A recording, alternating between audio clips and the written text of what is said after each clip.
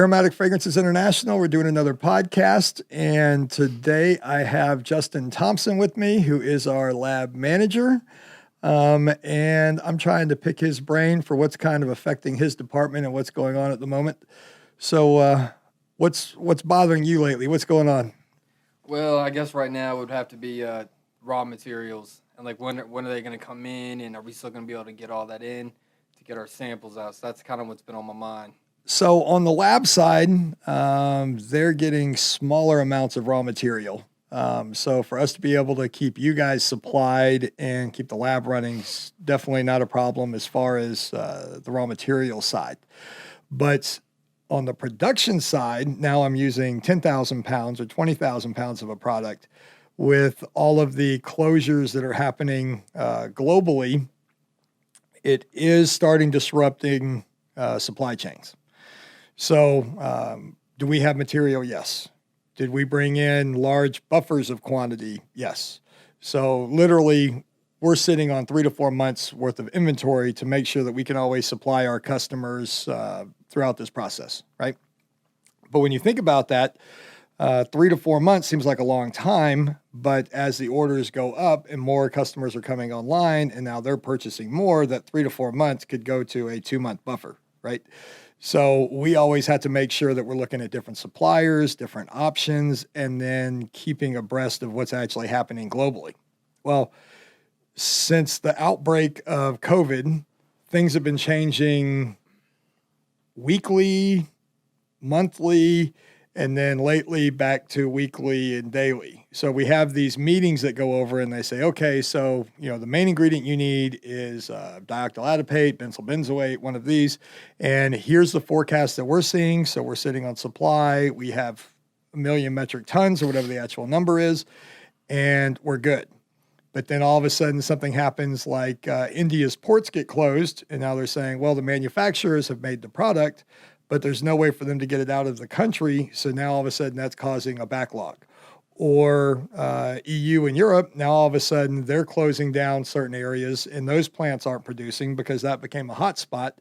So now that might be affecting benzyl acetate or linalool acetate or some of those. So it's a day-to-day reaction to what's going on depending on what information we get. So Kevin is our production manager, and he's been doing a great job. But he was scheduling production, purchasing, and then he was kind of overseeing the production area.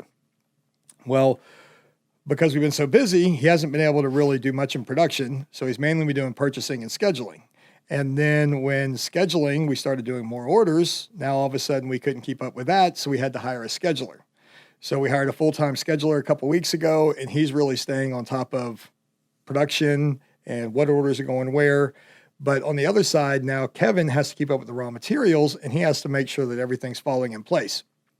So currently, we're looking at adding another production manager who's actually going to help Kevin out. So in 60 days, we took one employee, which was Kevin, and then we had to add 2 other guys on top of him for him to be able to do his job. So that just shows how much stress the COVID has put on the supply, one of the manufacturing side and the raw material side. So all the chemicals that we buy go through processing plants. So it's either it's a petroleum product and it's actually being processed, or it's an actual natural product that has to be picked. Well, the big problem with natural products, and I mean that could be rosemary oil, eucalyptus oil, lavender, lavandin, you go down the list, it's all these naturals.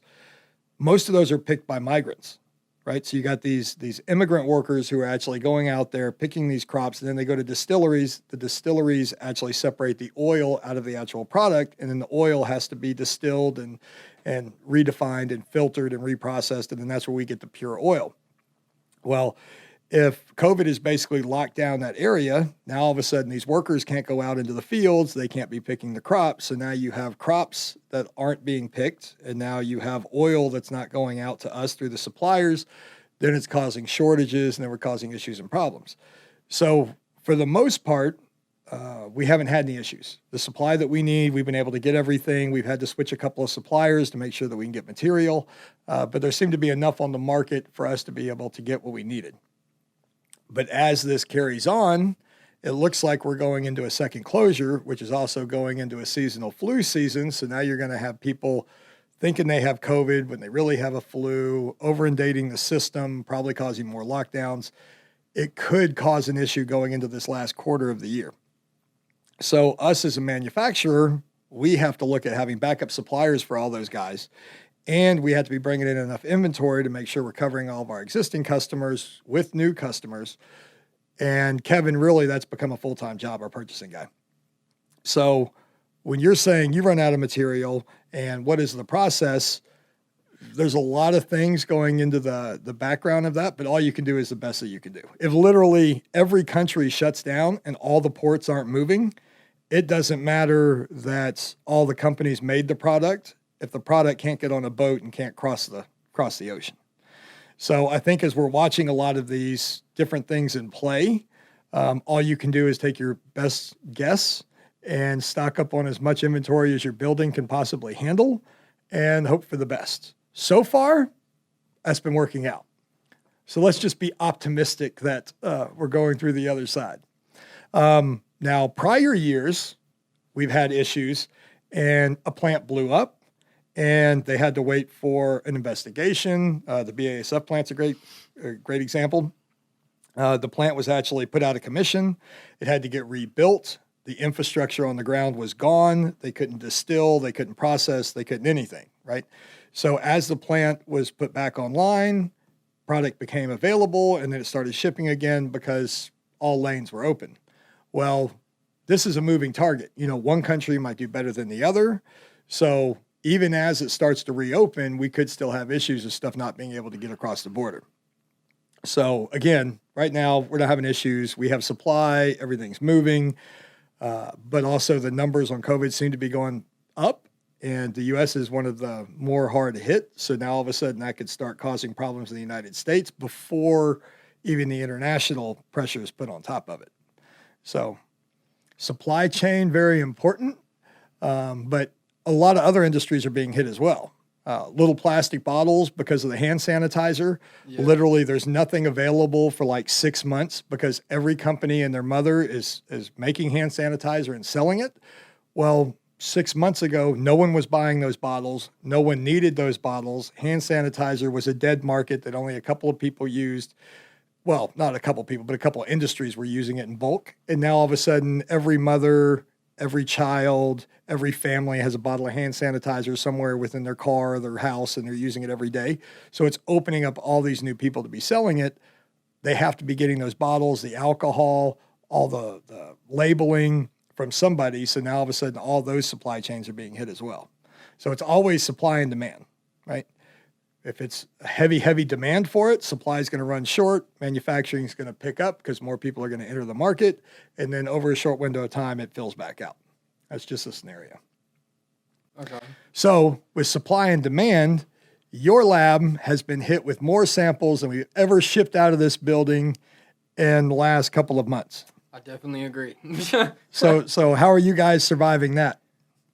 No, we're getting through the day, but it's a lot of samples definitely coming in.